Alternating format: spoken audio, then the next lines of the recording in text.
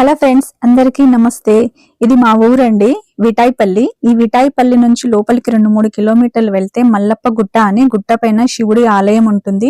ఎప్పుడో మా పాప చిన్న ఉన్నప్పుడు తనకి తలనీరాలు తీసినప్పుడు వెళ్ళిన అప్పటి నుంచి మళ్ళీ వెళ్ళలేదు.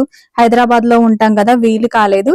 ఈసారి మా మామయ్య అందరం కలిసి వెళ్దాం రండి అంటే ముందు రోజు మా మామయ్య వాళ్ళ ఇంటికి వచ్చి ఈ రోజు మేము బండి పైన వెళ్తున్నాము. మా మామయ్య, అత్తమ్మ, అమ్మ, నాన్న, పిన్ని, బాబాయ్, ఇంకో మామయ్య, అత్తమ్మ అందరు కలిసి కార్ లో వస్తున్నారు. మేము బండి పైన వెళ్తున్నాము. మా పిల్లలు కూడా బండి పైన వస్తున్నారు.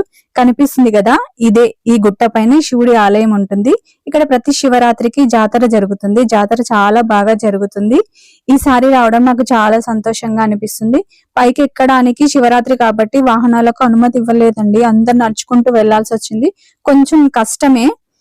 అక్కడక్కడ కూర్చుంటూ లేసు చూడండి, ఇట్లా చేతగానప్పుడు కొద్దిసేపు కూర్చొని లేచి వెళ్ళాము. మేము కూడా సేమ్ అక్కడక్కడ కూర్చొని వెళ్ళాము. మొత్తానికి పైకి ఎక్కడానికి కొంచెం ఇబ్బంది అయ్యింది, కానీ మొత్తానికి సగం గుట్ట అయితే ఎక్కేసామండి. మధ్యలో మజ్జిగ ప్యాకెట్లు ఇస్తున్నారు. అక్కడ తాగి కాసేపు సేద తీర్చుకొని మళ్ళీ పైకి ఎక్కుతున్నారు. ఇక్కడ మనకు శ్రీశైలంలో లాగా సాక్షి గణపతి వినాయకుడి గుడి ఉంది. మేము వచ్చి చాలా రోజులు అవుతుంది కదా, ఇవన్నీ అప్పుడు లేకుండే. ఇక్కడ వినాయకుడి గుడి కూడా ఉంది. ఇక్కడ దర్శనం చేసుకొని మళ్ళీ పైకి ఎక్కడం స్టార్ట్ చేసాము. కానీ పైకి ఎక్కడం చాలా కష్టమే అండి. మొత్తానికైతే దేవుడి దగ్గరికి వచ్చేసాము.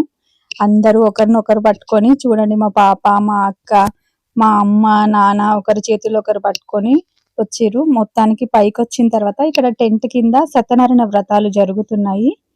లైన్ కూడా చాలా ఎక్కువే ఉంది.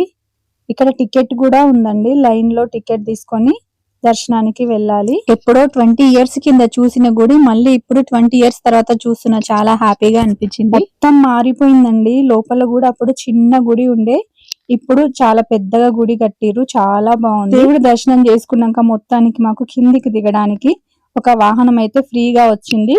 దాంట్లో ఎక్కి కిందికి దిగాము. కడ వెళ్తుంది ఈ రోజు. ఇదే అండి కడ వెళ్ళడం అంటే. బోనాలు తీసుకొని పైకి వెళ్తున్నారు.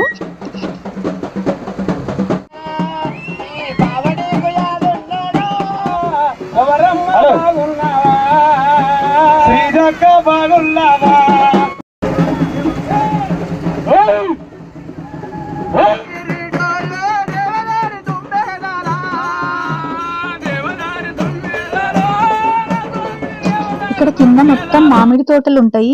అందరూ మామిడి చెట్ల కింద ఇట్లా వంటలు చేసుకొని తినొచ్చు. మేమైతే మా ఫ్యామిలీ మొత్తం అందరం ఇంటి దగ్గరనే వంట చేసుకొని వచ్చి ఇక్కడ కూర్చొని తిని కాసేపు ఉండి ఆ జాతర చూసేసి ఇంటికి బయలుదేరిపోయాము. Thanks for watching. బాయ్.